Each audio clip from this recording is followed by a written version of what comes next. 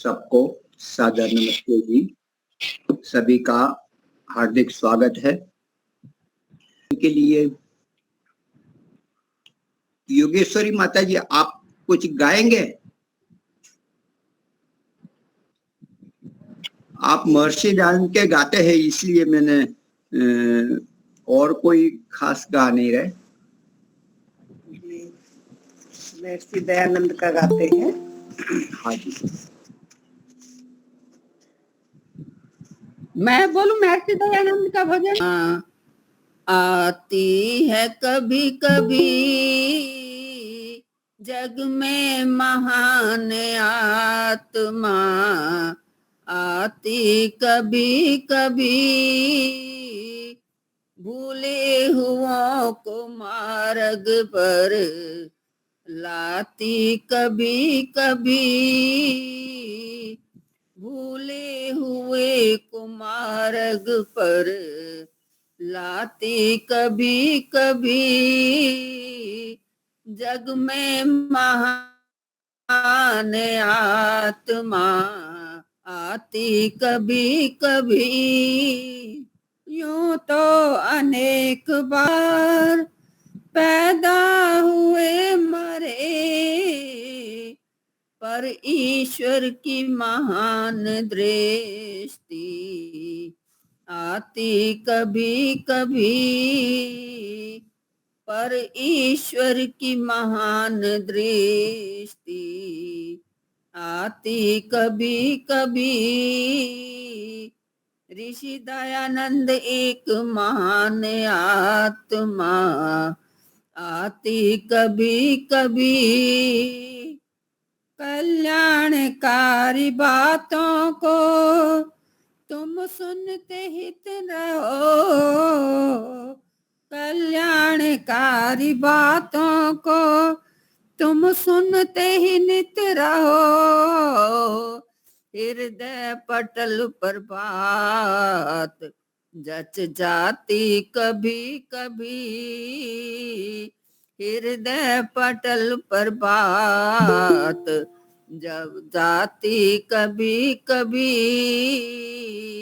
जग में महान आत्मा आती कभी कभी। यूं तो अनेक राग हम गाते व सुनते हैं, यूं तो अनेक राग हम गाते व सुनते हैं, लेकिन दसों दिशाएं गाती कभी कभी, लेकिन दसों दिशाएं गाती कभी कभी, जग में महान आत्मा आती कभी कभी, जग में महान आत्मा आती कभी कभी। प्रेमी जो कर्महीन जो पैदा हुए मरे,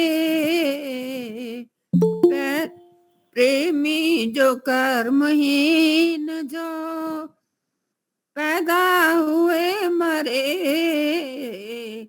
माता भी पैदा करके पछताती कभी कभी, माता भी पैदा करके पछताती कभी कभी, जग में महान आत्मा आती कभी कभी, भूले हुए को मार्ग पर लाती कभी कभी।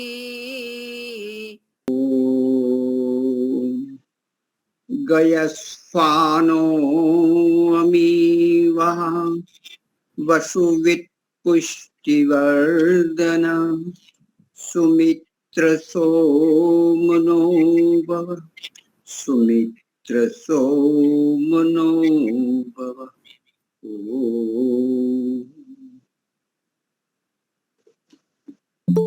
बहुत लंबे काल से एक विषय मैंने लिया था वैदिक भौतिकी, वेद विज्ञान आलोक पुस्तक, जो स्वामी आचार्य अग्निव्रत नैष्ठिक जी, वो जो पुस्तक के अनुसार हम ले रहे थे, बीच में गैप हो जाता है तो फिर से पुनरावर्तन करते हैं, फिर से नया ही लगेगा लंबा काल होने से।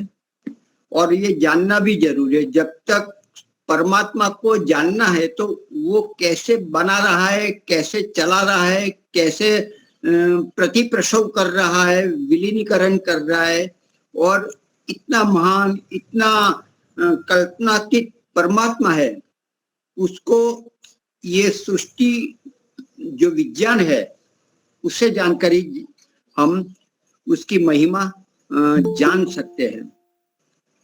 सृष्टि विज्ञान का मतलब सारा विज्ञान, भौतिक विज्ञान, रसायन विज्ञान, संगठन विज्ञान, सारे के सारे जो ज्ञान विज्ञान है उसमें आ जाता है।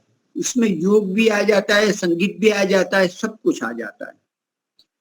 वेद, वेद अर्थात परमात्मा की शुद्धतम वाणी, परमात्मा की हर कृति शुद्धतम होती है, उसमें कोई बदलाव नहीं होता, उसमें कोई सप्लीमेंट्री नहीं होती, हमेशा सनातन शाश्वत एक ही होता है। जब जब सृष्टि होगी तब तब वैसा ही होगा जैसा आज है, अभी है।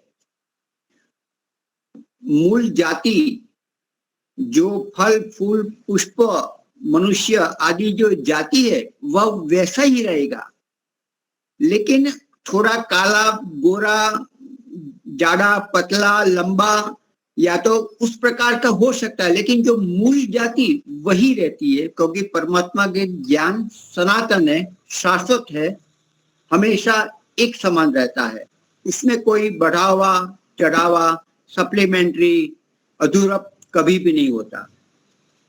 तो वेद सार्वभौमिक, सार्वकालिक, सर्वदेशीय, ब्रह्मांडीय ग्रंथ है जो परमात्मा ने हमारे कल्याण के लिए, जीवात्माओं के कल्याण के लिए बनाया है। वैदिक रश्मि विज्ञान, दूसरी भाषा में वैदिकी भौतिकी वेद विज्ञान, यह विद्या ऋग्वेद से है। ऋग्वेद में बताया है उसमें कि किस प्रकार से सृष्टि बनती है और विलीनीकरण होती है, पालन पोषण भी होता है। तो ऋग्वेद का एक कोई शाखा है, उसमें ब्राह्मण ग्रंथ, ऐतरेय ब्राह्मण, तो उसमें से अपने आचार्य अग्निव्रत नैष्ठिक जी ने उसे ढूंढकर उस पर साधना करके वेद विज्ञान आलोक पुस्तक के रूप में प्रकाशित किया है। इसकी सराहना हो रही है।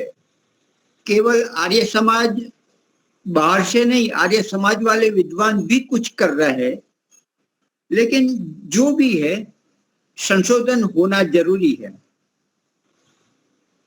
वेद ब्रह्मांडीय ग्रंथ है। हर ब्रह्मांड में, हर पृथ्वी में, हर लोक में जहां जहां मनुष्य होंगे वहां वहां उस काल में हमेशा के लिए यही वेद होगा, यही ऋचाएं होगी, यही स्वरूप होगा, यही भाषा में होगा, नामकरण भी यही होगा। तो पहले तो वैदिक रश्मि, वैदिक रश्मि किसको कहते हैं?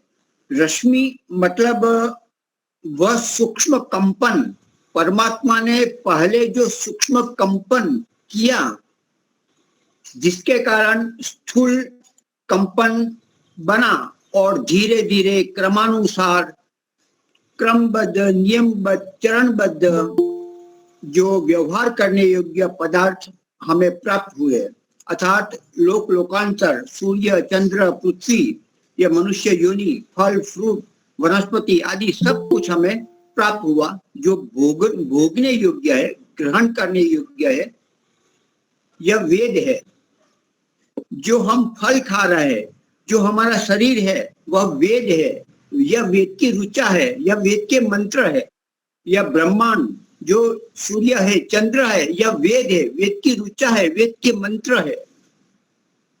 वेद अर्थात वही वेद नहीं जो हम पढ़ते हैं, ऋग्वेद, यजुर्वेद, सामवेद, वही नहीं। तो परमात्मा की कृति दी बेस्ट, सुपर, उससे बढ़िया कुछ नहीं हो सकता।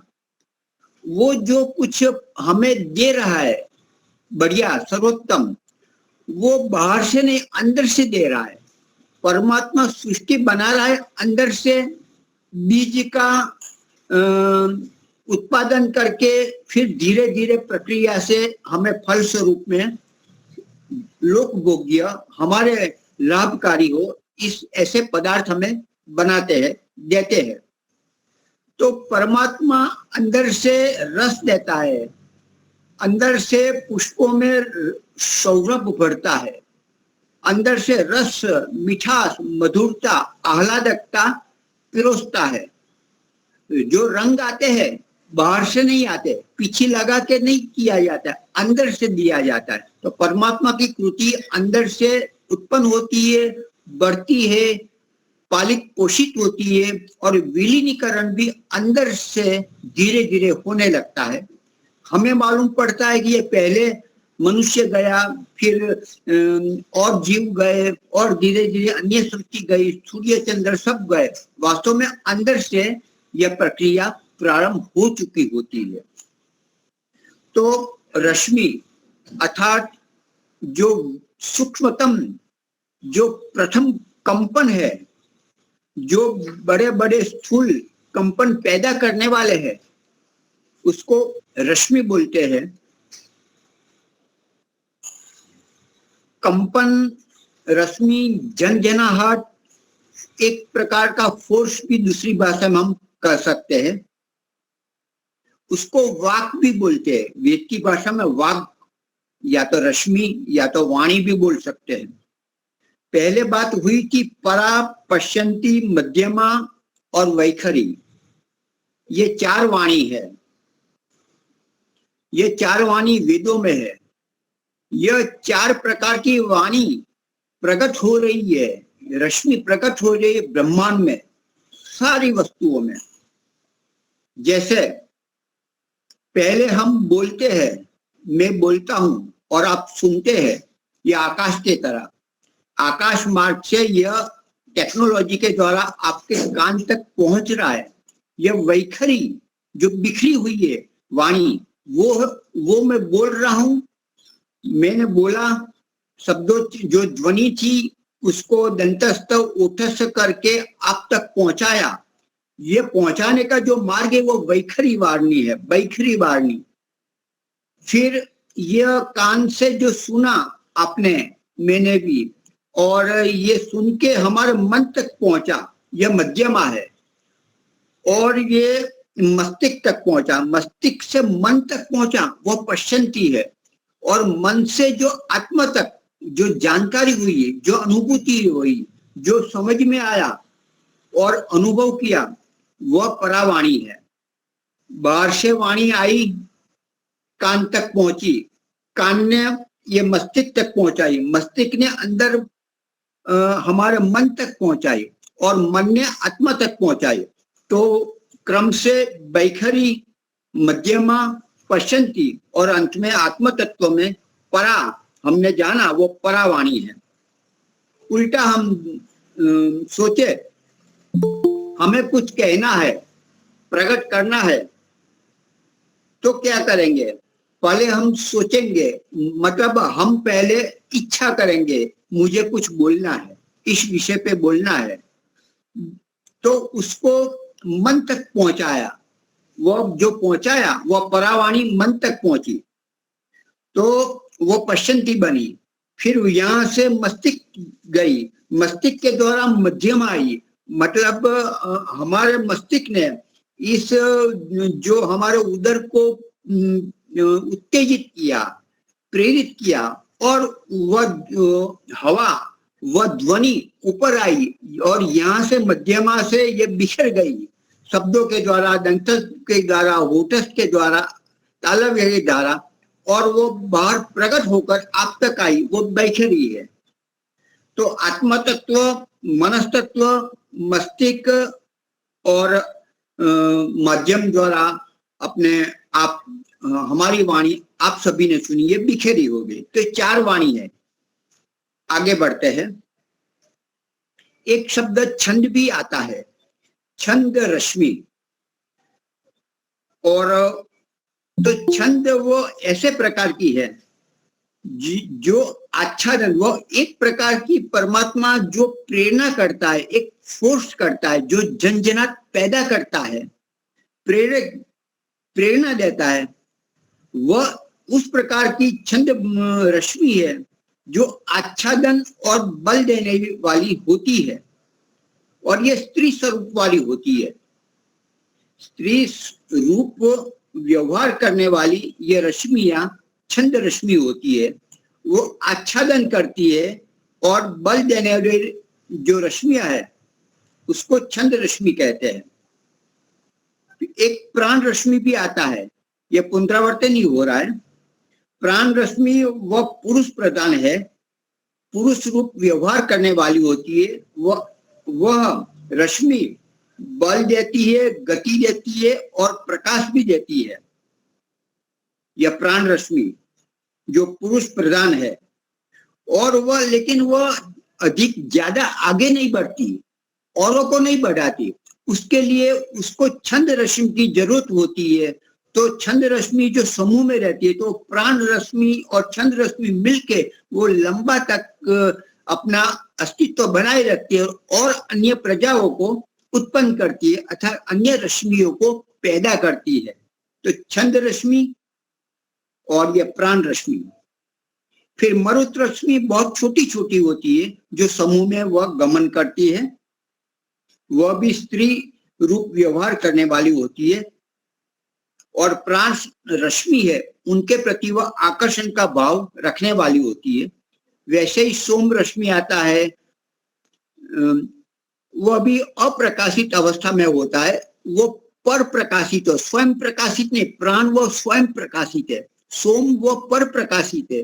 जो ये शब्द दिए गए उसका धातु परक अर्थ का नामकरण भी इसी प्रकार किया है जो हम समझते हैं धातु का अर्थ। सोम यदि चंद्र पर प्रकाशित है, वैसे ये सोम रश्मियां है वो अप्रकाशित अवस्था में विद्यमान होती है, वो पर प्रकाशित होती है। आगे बढ़ते हैं। सृष्टि बनने का 3 वस्तु है, एक निमित्त कारण, एक उपादान कारण, तो और एक साधारण कारण। जो मिट्टी है वह उपादान कारण है। उपादान कारण से यह हमारे घट आदि बनता है, दीप आदि बनता है। तो उपादान कारण जिससे बनता है और जो बनता है वह हमारे लिए भौतिक यह वस्तु है, पदार्थ है, जो लोक भोग्य है, जो हमारे उपयोग में आता है। तो परमात्मा निमित्त कारण नहीं है, परमात्मा निमित्त कारण सृष्टि का है। और जो मिट्टी है अर्थात जो प्रकृति है वह परमात्मा उपादान कारण है। तो परमात्मा अपने में से नहीं बनाता, लेकिन मिट्टी में से अर्थात मूल प्रकृति में से बनाता है, अर्थात उसका संयोजन करके बुद्धिपूर्वक तालबद्ध नियम अनुसार हमें प्राप्त करवाता है। और साधारण कारण में सूर्य प्रकाश है, समय है, ये सब बहुत सारे कारण साधारण कारण में आते हैं। आगे बढ़ते हैं।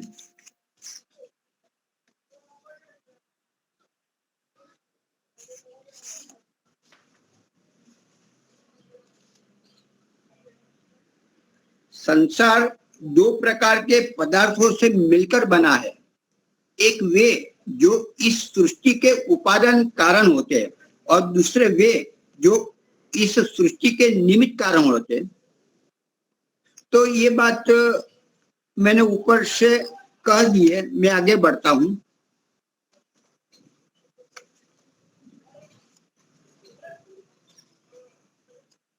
प्रकृति जो उपादान कारण है वह कैसी है, उसका स्वरूप क्या है, वो मैं बताता हूं।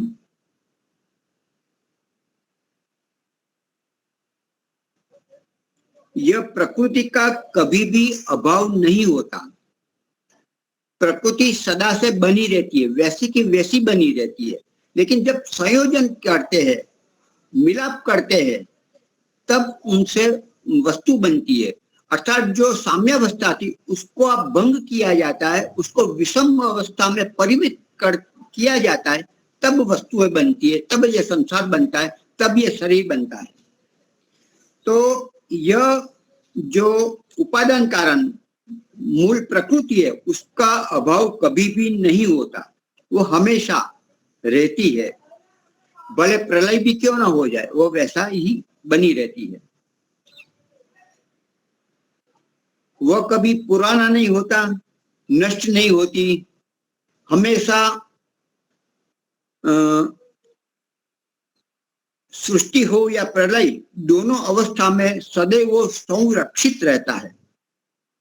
सृष्टि में जितने भी जड़ पदार्थ है उनमें प्रकृति ही ऐसा जड़ पदार्थ है जिसकी कभी उत्पत्ति नहीं होती, नहीं उसका कभी नाश होता है।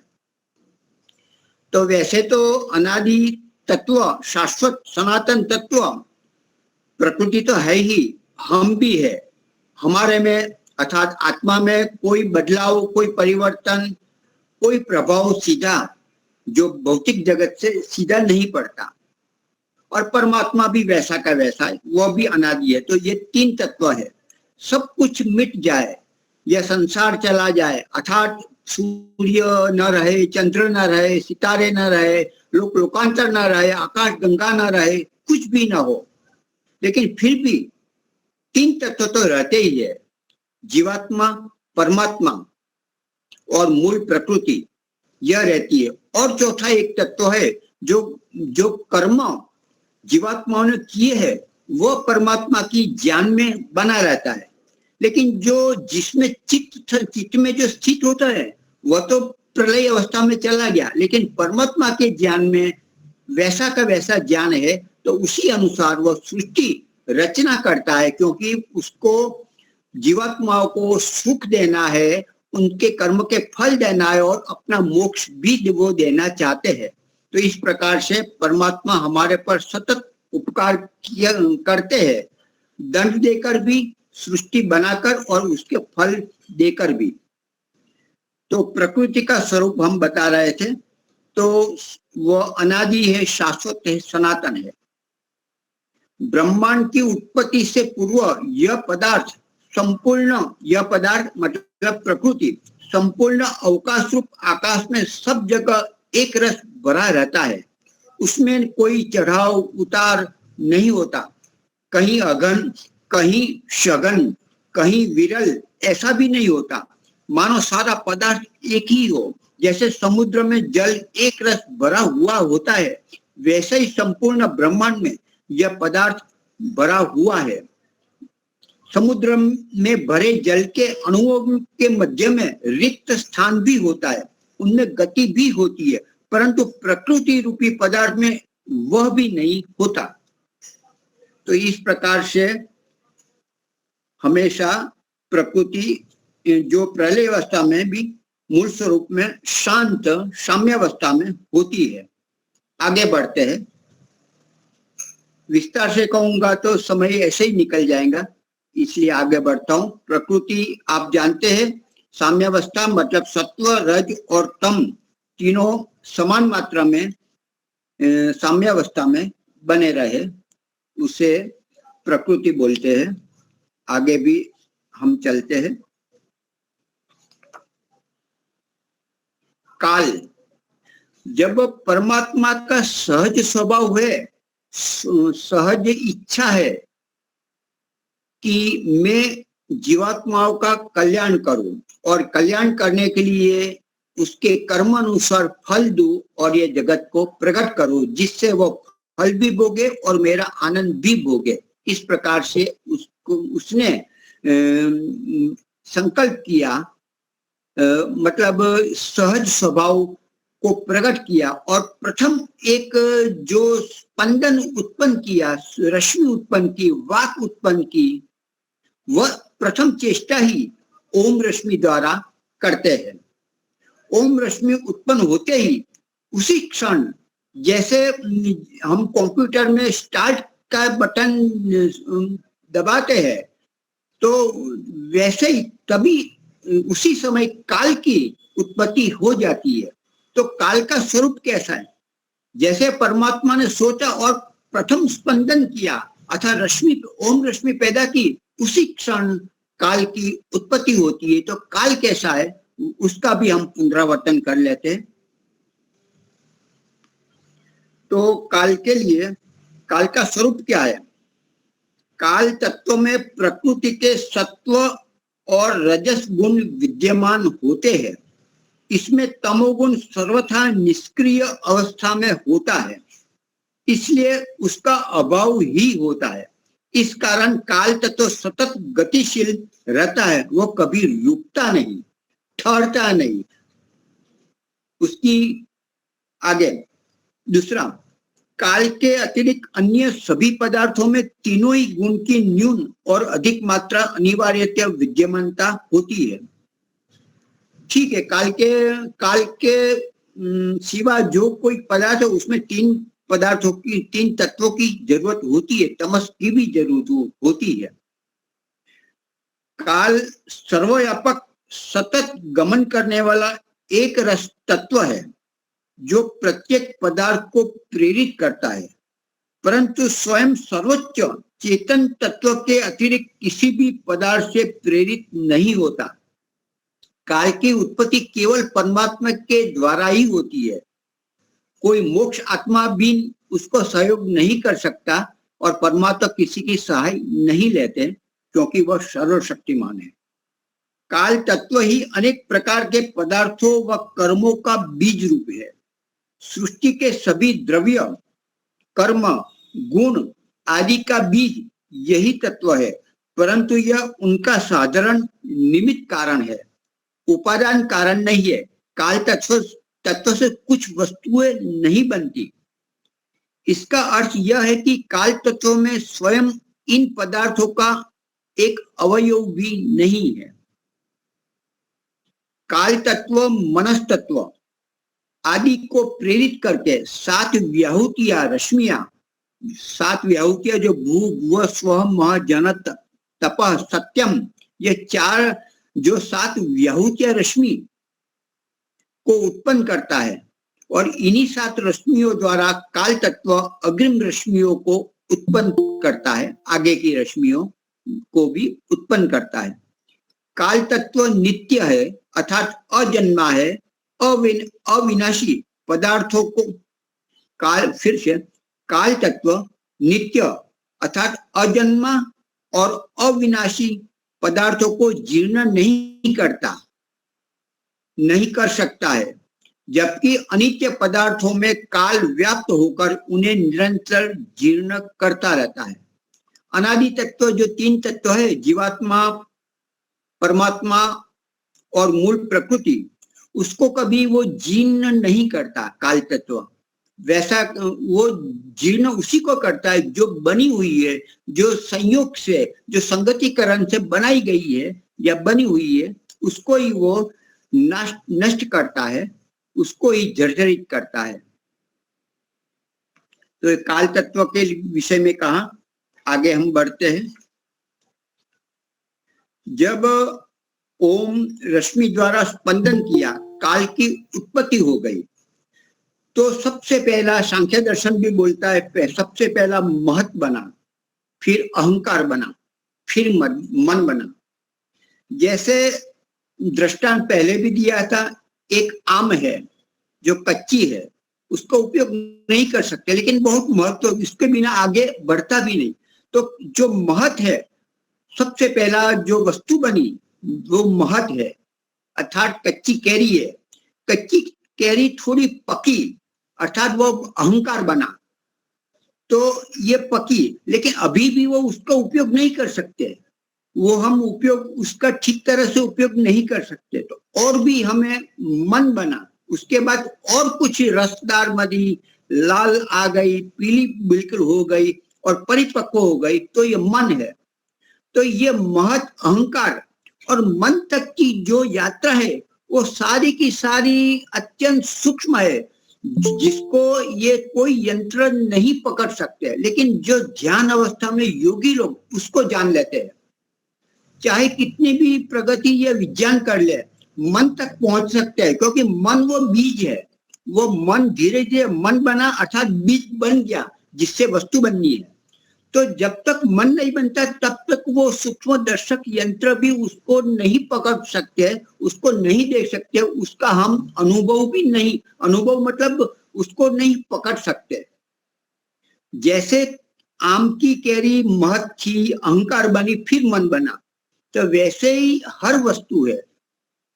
बच्चा आता है, गर्भ में आता है, धीरे धीरे नहीं मालूम पड़ता, फिर जब बीजारोपण, जब शरीर बनने की अवस्था बन जाती है, तो मनस तत्व बनने से हमें मालूम पड़ता है कि हाँ कुछ हो रहा है, कुछ बढ़ रहा है, फिर हो गया है गर्भ, ऐसा मालूम हो जाता है जब मन तत्व, मनस तत्व तक हम पहुंचते हैं। तो परमात्मा ने जैसे कंप्यूटर में स्टार्ट किया, वैसे ही काल तत्व बनते ही सबसे पहला महत आया, अहंकार आया, फिर आगे। तो जैसे कंप्यूटर में जो छुपे हुए थे, छुपे हुए थे मतलब जो दिखाई नहीं दे रहे थे, स्टार्ट होने के बाद प्रकट होने लगे, अ ब क, और ये सब छंद है, ये रश्मियां है, और उसका संगतिकरण हुआ तो मतलब शब्द बने, वाक्य बने, पूरा का पूरा एक चैप्टर, एक पन्ना बना। उस प्रकार से वस्तुएं बनती है। या वेद बना, वेद ऋचाएं बनी, वेद मंत्र बने। वेद मंत्र जैसे बने हैं वैसे ये श्रुति बनता है, वैसे हर वृक्ष वनस्पति अपना प्रकटीकरण वेद मंत्र, पुष्प है वेद मंत्र है, फूल वेद मंत्र है, हमारा शरीर ये वेद ऋचा है, मंत्र है। इस प्रकार से समझना चाहिए। और जो प्रकट होकर बच्चा गर्भ से बाहर आता है, परिपक्व हो जाता है, वो आ गया पूरा फल हमारे लिए। तो वह इस प्रकार से जब तक ये पूरा परिपक्व होकर नहीं होता तब तक हम पूरा उपयोग अच्छी तरह से नहीं कर सकते, लाभ नहीं ले सकते। आधा अधूरा महत या तो अहंकार है, वो हमारे काम का नहीं है। हमारे काम का वही है जो परिपक्व हो चुका है, वही सृष्टि है, वही वेद ऋचा है, और उससे हम लाभ ले सकते हैं। आगे बढ़ते हैं।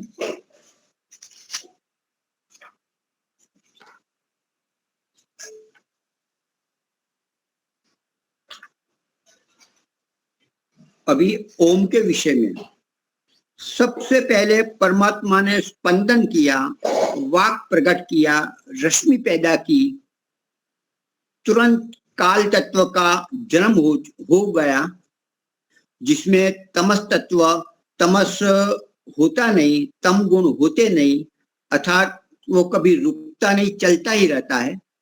सबसे पहले स्वर अक्षर को पैदा किया परमात्मा ने। स्वर, पहले स्वर हुए जैसे शब्दों में होता है। तो स्वर का कैसा तत्व है? स्वर मतलब मनस तत्व के अंदर ये अत्यंत लघु कंपनों के रूप में जो सर्वाधिक सूक्ष्म होता है वह विद्यमान बना रहता है। स्वर, ये लघु रश्मियां स्वयं प्रकाशित होती है, अर्थात इन्हें क्रियाशील होने के लिए व्यंजनों की आवश्यकता नहीं होती। स्वर पुरुष प्रधान है, उनको व्यंजनों की आवश्यकता नहीं है। व्यंजन हलंत होते हैं तो उसको आवश्यकता होती है, लेकिन ये स्वर अपने आप में बने हुए हैं तो उसको व्यंजनों की, लेकिन वो आगे टिकते नहीं। आगे बढ़ने के लिए, आगे अपना अस्तित्व बनाए रखने के लिए व्यंजनों की तब उसकी जरूरत पड़ती है। तो ये स्वर रश्मियां है तो पुरुष प्रधान है, वो लंबे काल तक नहीं, स्वयं प्रकाशित होते हुए भी वो लंबे काल तक नहीं जी सकते, उसको छंद की व्यंजन की जरूरत पड़ती है। अभी व्यंजन रश्मि वह है जो सदैव स्वरों के साथ संयुक्त होकर गतिशील हो पाते हैं। वो अपने आप जो व्यंजन रश्मि नहीं चल सकते, ज्यादा टिक नहीं सकते, व्यवहार योग्य उपयोग में नहीं आ सकते, तो वह सदैव स्वरों के साथ संयुक्त होकर गतिशील हो पाते हैं। महत्व अहंकार में अकस्मात सूक्ष्मतम स्फोट रूप में उत्पन्न व्यंजन जो एक स्थान पर उत्पन्न होकर रह जाते हैं, वो आगे नहीं बढ़ते। वह किसी स्वर्ग रूपी सूक्ष्म कंपन के साथ जुड़ने पर वह गति, बल और प्रकाश को अव्यक्त रूप में युक्त हो जाते हैं। तो व्यंजन स्वर के साथ मिलकर अपना जीवन आगे बढ़ाते हैं और अन्य रश्मियों को भी पैदा करते हैं, आगे बढ़ते हैं। जैसे मोतियों से माला बनती है, उसी प्रकार अक्षर व व्यंजन रश्मियों मिलकर बड़ी छंद रश्मियां अर्थात रुचा बनते हैं, मंत्र बनते हैं। पहले ओम रश्मि, इसमें अ वह स्वर है, उ वह भी स्वर है, तो और म है वह व्यंजन रश्मि है। अ स्वतंत्र है, लेकिन अकेला अ बोले से क्या समझ में आया, लेकिन कुछ व्यंजन साथ में जुड़ना चाहिए तो कुछ भाव प्रकट होता है। तो केवल तो अ उ म, उसमें अ और उ दो स्वर है तथा म व्यंजन का योग होता है। यद्यपि म व्यंजन अ एवं उ इन दो स्वरों के साथ पृथक संयुक्त होकर म तथा अम अथवा मु, यदि म है लेकिन उसके साथ उ जोड़ेगा तो मु हो जाएगा, आगे ई जोड़ेगा तो इम होगा, अ जोड़ेगा तो अम होगा, म और अ जोड़ेगा तो म पूरा होगा। तो इस प्रकार से व्यंजन अपना व्यवहार अकेले नहीं कर सकती, स्वर का सहयोग से वो आगे बढ़ती है, वो बल देती है, गति देती है और अन्य क्रियाओं कर्म करके वो आगे छंद रश्मियां और भी पैदा करती है। तो ओम छंद रश्मि इस प्रकार से समझना चाहिए, जो वह सर्वाधिक व्यापक बल और गति से संपन्न होती है। ओम छंद में मनस्तत्व व महत तत्व की मात्रा अन्य किसी भी देवी गायत्री छंद की अपेक्षा अधिक होने से इसकी व्यापकता सर्वाधिक होती है। ओम जो रश्मि है वो उसकी व्यापकता सर्वाधिक है, इसलिए यह प्रथम है। वही बीज बनाने का सबसे पहला जो स्पंदन किया ओम रश्मि द्वारा परमात्मा ने, वो व्यापकता उसकी सर्वाधिक होती है। यह ओम रश्मि सभी रश्मियों का बीज रूप है। सभी प्राण एवं छंद रश्मियां इसी से उत्पन्न और प्रेरित होती है। यह ओम रश्मि मनस तत्व को स्पंदित करके सभी प्रकार के रश्मि आदि पदार्थों को उत्पन्न करती है। ये ओम रश्मि संपूर्ण सृष्टि को उत्पन्न भी करती है, साथ भी बांधे भी रखती है। मनस तत्व में यह पश्चंती अवस्था में विद्यमान रहती है, जबकि महत व काल में व परावस्था में, मतलब पश्चंती अवस्था में वह मनस तत्व में विद्यमान रहती है ओम रश्मि।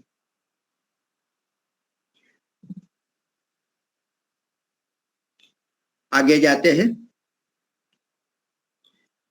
कुछ 4 प्रकार की रश्मियां है, उसमें मूल छंद रश्मि, प्राथमिक प्राण रश्मि, मास व ऋतु रश्मि और अन्य मरुत रश्मियां, उसमें मूल छंद रश्मियां, तो उसमें व्याहुति की बात करते हैं। व्याहुति रश्मि क्या है? जो रश्मियां विशेष रूप से अपने चारों ओर अन्य रश्मियों को आकर्षित करती अथवा उन्हें वहन करती है, उसे व्याहुति रश्मियां कहती है। व्याहुति रश्मि भू भुव स्व मह जन तप सत्यम, ये 7 व्याहुति रश्मि है। तो पहले भू रश्मि, जो व्याहुति रश्मि, उनकी बात करते। भू व रुक संज्ञक वाली है, रुक संज्ञक वाली रश्मि है, जिसमें पृथ्वी तत्व अथवा तो अप्रकाशित कणों की उत्पत्ति होती है। भूहु अर्थात पृथ्वी, जो हम वेदों में समझते, यही भाषा उसमें रखी है। जो रुक संज्ञक वाली यह भूहु रश्मि है, जो पृथ्वी तत्व वाली है, अर्थात अप्रकाशित कणों को उत्पन्न जिससे होती है, वह है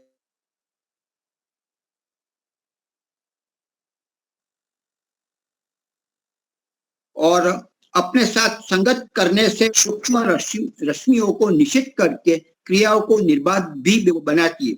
भूरश्मि जो रुक संज्ञक वाली है, पृथ्वी तत्व वाली है, जिससे अप्रकाशित कणों की उत्पत्ति होगी, और जो निषिद्ध बाधक तत्व है उसको निर्बाध करके अपनी गति आगे बढ़ाएगी, अपना जीवन आगे बढ़ाएगी।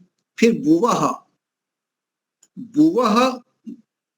अच्छा बहुत कठिन लग रहा है ऐसा आप सुन रहे हैं ना? मेरा आवाज आ रहा है ना?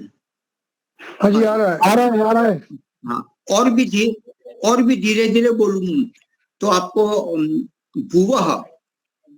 भुवः मनस्तत्व में भूहु रूप स्पंदनों को ओम रश्मि विकृत करके, विकृत करना मतलब गंदा नहीं, विकृत का मतलब और संयोजन करके भुवः रश्मियों को उत्पन्न करती है।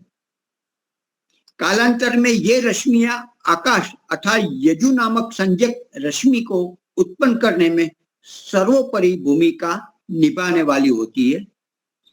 पहले भू बना, उससे और संयोजन होकर भुवः बना, फिर स्वः ओम रश्मि के द्वारा मनस्तत्व में स्वः रश्मि रूप स्पंदन उत्पन्न होते हैं। कालांतर में शाम रश्मियां एवं प्रकाश अणु, कौंस में अंग्रेजी में हम फोटोन बोलते हैं, उनके निर्माण में यह महत्व भूमिका बनाने वाली होती है। स्वः अर्थात प्रकाशित, जिसमें प्रकाश गुण आने वाला है। प्रकाश स्वयं प्रकाशित या तो पर प्रकाशित गुण आने वाला है, तो ये शाम रश्मि है। भू जो पृथ्वी तत्व है, भुवः है, वह यजु है जो आकाश को उत्पन्न करने वाला है। स्वः है वह जो कालांतर में शाम रश्मि प्रकाश अणु उत्पन्न करने वाला होता है। फिर मह रश्मि आता है। यह रश्मि अन्य व्याहुति रश्मियों को परस्पर संयुक्त करने में अपनी भूमिका निभाते हैं, अर्थात महान कार्य करती है, जो संयुक्त करके अपनी भूमिका आगे बढ़ाती। मह यदि महान, फिर जन यदि उत्पन्न करती है, यही बात है। यह रश्मि अन्य रश्मियों में सर्वतः उत्पन्न होकर उन्हें संगत करके अन्य छंद रश्मियों को उत्पन्न करती है। यह रश्मि बाधक रश्मियों को प्रतिबंधित करने में विशेष समर्थ होती है। तपः रश्मि, यह रश्मि अन्य व्याहुति रश्मियों के पृष्ठभाग अथवा किनारों पर स्थित रहकर बहिर्भागों में व्याप्त व संगत होकर उनकी रक्षा करती है। तपः अपने आप को समर्थवान बना के खुद की रक्षा करती है, बाह्य भागों की भी वह रक्षा करती है, इसलिए तपः रश्मि बताया गया है, कहा गया है। सत्यम रश्मि, यह रश्मि सभी रश्मियों के साथ संगत व पूर्ण व्याप्त होकर उन्हें आधार प्रदान करती है। सत्यम आधार टिका हुआ है सब कुछ उस पर। यह रश्मि सभी रश्मियों के साथ संगत व पूर्ण व्याप्त होकर उन्हें आधार प्रदान करती हुई उनके बहिर्भागों में स्थित रहती है। तो इस प्रकार के व्याहुतिया भू भुव स्व मह जन तप और सत्यम, इस प्रकार से ये व्याहुति रश्मियों की हमने थोड़ी चर्चा की जो पहले कर चुके थे। अभी आगे थोड़ा बढ़ते हैं। प्राथमिक प्राण रश्मियां, सभी प्राण रश्मियां कभी स्थिर नहीं रहती अर्थात सतत गमन करती रहती है। सभी प्राण रश्मियां अक्षरों का ही समुदाय होती है। प्राण तत्व रश्मि के समान नियंत्रित करने वाला होता है। यह मनस तत्व एवं ओम रश्मियों के मेल से ही उत्पन्न होता है। प्राण तत्व एक ही है परंतु उसकी नाना प्रकार की गतियों के कारण नाना भेद हो जाते हैं। तो उसमें उसके भाग में पान अपान समान उदान व्यान यही सब बातें हैं। तो प्राण अपान समान उदान व्यान सूत्रात्मा वायु और धनंजय, ये 7 प्रकार के प्राण है। प्राण मुख्य एक ही है लेकिन उसकी कार्य शैली अलग अलग होती है। इस प्रकार से इसके लिए उसका नामकरण अपने कार्य के अनुसार किया गया है।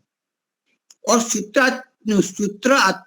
सूत्रात्मा वायु, उसके विषय में जैसे जो माला होती है जो मणि का होती है, उस जो सूत्र का काम करती है यही काम सूत्रात्मा वायु करता है।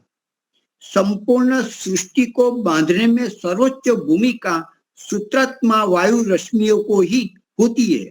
मनस तत्व के अंदर ओम रश्मि के द्वारा ये ऐसे अव्यक्त स्पंदनों के रूप में उत्पन्न होती है जो परस्पर एक दूसरे के साथ जाल के समान बुनी रहती है।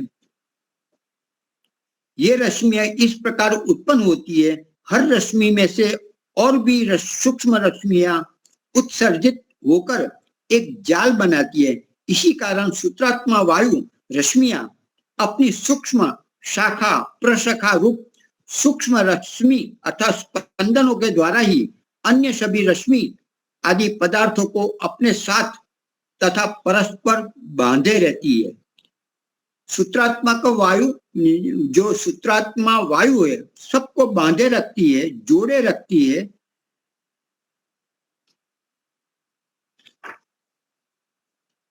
धनंजय के विषय में भी सबसे अधिक गति कहा जाता है कि ये प्रकाश के किरण की है, लेकिन प्रकाश के किरण से 4 गुनी गति धनंजय प्राण रश्मि की होती है। तो जो रश्मि है, जो प्रकाश है, वो उसका 3 लाख प्रति सेकंड उसकी गति है। प्रकाश के किरण की गति प्रति सेकंड 3 लाख किलोमीटर है, लेकिन यह 4 गुना 12 लाख किलोमीटर प्रति सेकंड की गति धनंजयी प्राण की होती है। तो ये तो बिल्कुल विज्ञान बोलता है वो झूठ कहा जाएगा। वास्तव में यह जो रश्मि है, यह रश्मि दौड़ने वाली आकाश में दौड़ने वाली है। तो उसके अनुसार अभी तो ये आकाश बना नहीं, तो उससे पहले की है, तो ये आकाश में गति है। तो आकाश बनने से पहले जो स्थिति होती है तो उसकी गति तो इस प्रकार धनंजयी है। प्रति सेकंड की यह गति होती है। धनंजयी रश्मि आकाश से भी सूक्ष्म है, इसलिए उसे गति करने के लिए आकाश की आवश्यकता नहीं होती। वह तो मनस तत्व में ही गति करती है। इस तरह यह रश्मि रिलेटिविटी सिद्धांत का विरोध नहीं करती, मतलब जो विज्ञान बोल रहा है उसका विरोध नहीं है। वो आकाश में गति की बात कही है या मनस्तत्व में वो गति करती है जिस 12 लाख किलोमीटर प्रति सेकंड है। इन रश्मियों के संयोग व आच्छादन से किसी भी रश्मि व कण आदि पदार्थ की गति तीव्र हो जाती है। मतलब जब धनंजय वायु आता है, प्रवेश होता है, तो उसकी तीव्र अति तीव्र हो जाती है। उनकी शक्ति, उसकी गति, उसका वेग अत्यंत खींचने वाला चुंबकीय तरंग को उत्पन्न करने का यह महत्व का काम करता है। और घूर्णन मतलब वो रोटेशन में घुमाता है। यह धनंजय प्राणवायु है, प्राण है जो सूक्ष्म है। रश्मि धनंजय रश्मि है, वो घुमाता भी है, वो आकर्षित करता है, वो फेंकने में बाहर फेंकता भी है, मतलब प्रक्षेपण भी करता है। आगे प्राण रश्मि। सभी प्राथमिक प्राणों में इन प्राण रश्मियों का सर्वोच्च स्थान माना जाता है। इसके नाम से ही सभी प्रकार की प्राण रश्मियों का ग्रहण किया जाता है। जब मनस्तत्व में ओम छंद रश्मियां तीव्र वेग व बल से गमन करती है, तब इससे मनस्तत्व में स्पंदन के रूप में उत्पन्न रश्मियां प्राण रश्मि कहलाती है। इनमें आकर्षण बल की प्रधानता होती है। यह सबका आकर्षक बन के सबको आकर्षण बल से युक्त करता हुआ उन कणों व तरंगों में भीतर से बाहर निरंतर संचरित होता रहता है।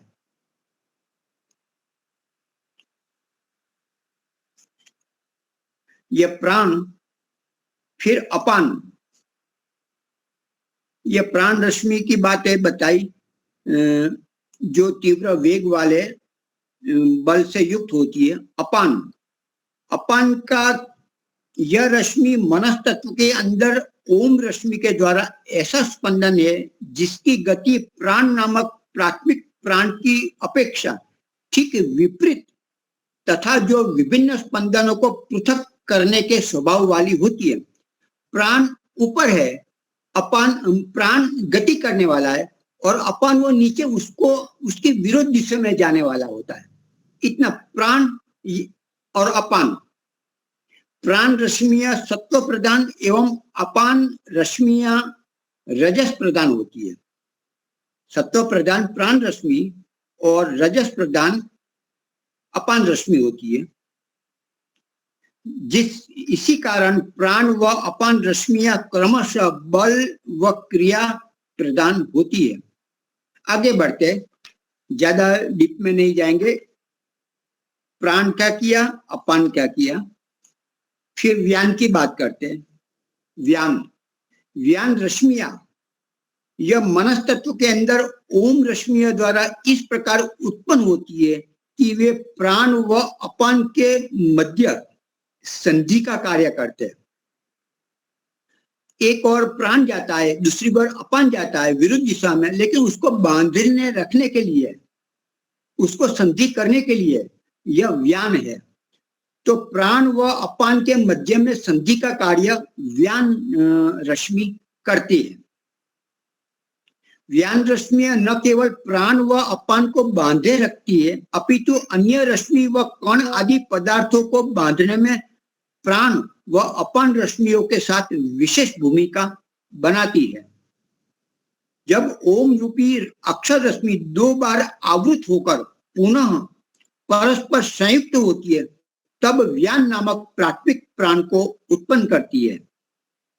जब 2 बार ओम रश्मि आवृत होती है, तब ये व्यान नामक प्राथमिक प्राण को उत्पन्न करती है। समान प्राण, अपान, व्यान जो बांधे रहती है, अभी समान। जब ओम रश्मियां मनस्तत्व के अंदर समगति व बल के साथ स्पंदन उत्पन्न करती है, तब उस समय समान नामक प्राण रश्मियां उत्पन्न होती है। ये प्राण रश्मियां विभिन्न प्राण रश्मियों के बल व गति को संतुलित बनाए रखती है, समान बैलेंस करती है। वो विशेषकर प्राण व अपान नामक प्राण रश्मियों के संतुलन को बनाए रखने में विशेष भूमिका या समान रश्मि बनाती है। ये रश्मियां समान लय से निरंतर गमन करती रहती है। मतलब परमात्मा ने कितने सूक्ष्मतम ये अपान से छूट ना जाए, टूट ना जाए, अलग ना हो जाए तो समान रखा है। फिर व्यान भी रखा है बांधे रखने के लिए। अभी उदान की बात, उदान ऊपर जब मनस तत्व में ओम रश्मियों का स्पंदन इस प्रकार के होता है कि मनस तत्व में उत्क्षेपण गुण का प्रादुर्भाव होने लगता है, उस समय उत्पन्न स्पंदन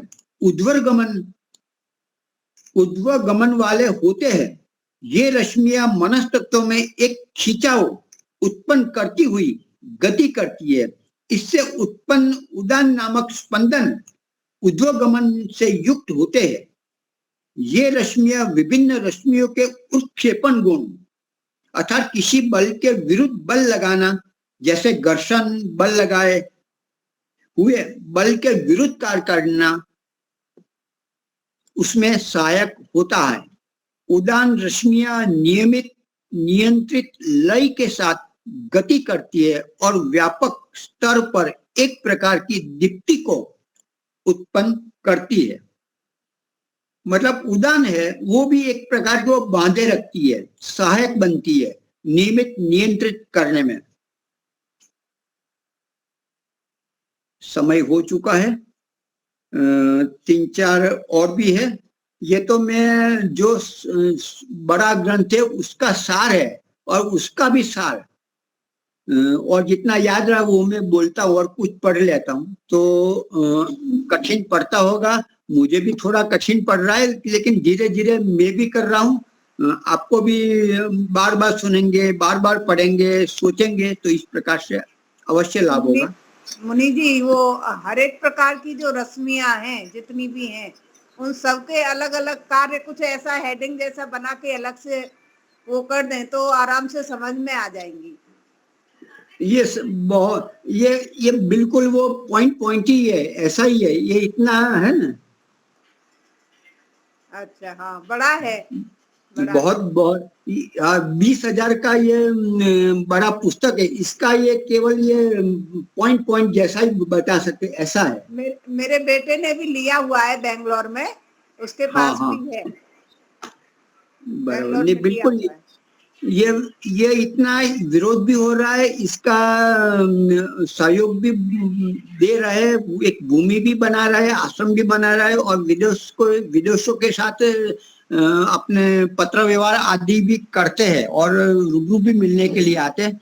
तो इस प्रकार से जानना तो चाहिए क्या है वास्तव में। और ऐत्रेय ब्राह्मण है, उसके अनुसार ऋग्वेद की जो ऐत्रेय ब्राह्मण है उस अनुसार वो बता रहा है। चलो, तो बहुत बहुत धन्यवाद। आप सभी ने सुना, बेन जी को भी जाना है और हमें भी और काम में लगना है। खूब खूब धन्यवाद। शांति पाठ। धन्यवाद। शांतिरंतरिक्षं शांति पृथ्वी शांतिरापः शांतिरौषधयः शांतिः वनस्पतयः शांतिर्विश्वे देवा शांतिर्ब्रह्म शांतिः सर्वं शांतिः शांतिरेव शांतिः सामा शांतिरेधि। ओम शांति शांति शांति। सबको सादर नमस्ते जी। नमस्ते नमः। नमस्ते सर्वेभ्यो, सबको सादर नमस्ते। कल संस्कृत की कक्षा है, सभी को उपस्थित रहना है। योगेश्वरी माता जी आप लेंगे, और परसों स्वामी विवेकानंद जी का ऑनलाइन वक्तव्य रहेगा। तो ये 2 दिन का तो फिक्स है, तो कल आपका रहेगा। कल आप जो पढ़ाने वाले जो भी तो जरा रखना, आप तो थोड़ा समय मिले तो तैयार कर लेंगे हम जी। अभी ऐसा करेंगे कि हम एक मंत्र का शुद्धिकरण भी प्रारंभ करेंगे, सिर्फ एक मंत्र का शुद्धिकरण, और बाकी जो संस्कृत की व्याकरण चल रही है वो बाकी के हाँ जी, हाँ बिल्कुल, जरूर जरूर। तो कल सभी ये अपना जो जी, जो यज्ञ यज्ञ की पुस्तक है ना, उसको लेके बैठेंगे। जो यज्ञ करने के जो मंत्र हैं, हम वहीं से पहले प्रारंभ करेंगे। तो सभी के पास यज्ञ करने वाली मंत्र ये होनी हाँ, चाहिए पुस्तक। तो उसका हाँ, एक शब्दार्थ मंत्र पदार्थ लेंगे। जी शब्दार्थ पदार्थ के साथ हो जी और अपने व्याकरण की दृष्टि से सब बताएंगे। ठीक है, बहुत बढ़िया। ठीक है जी।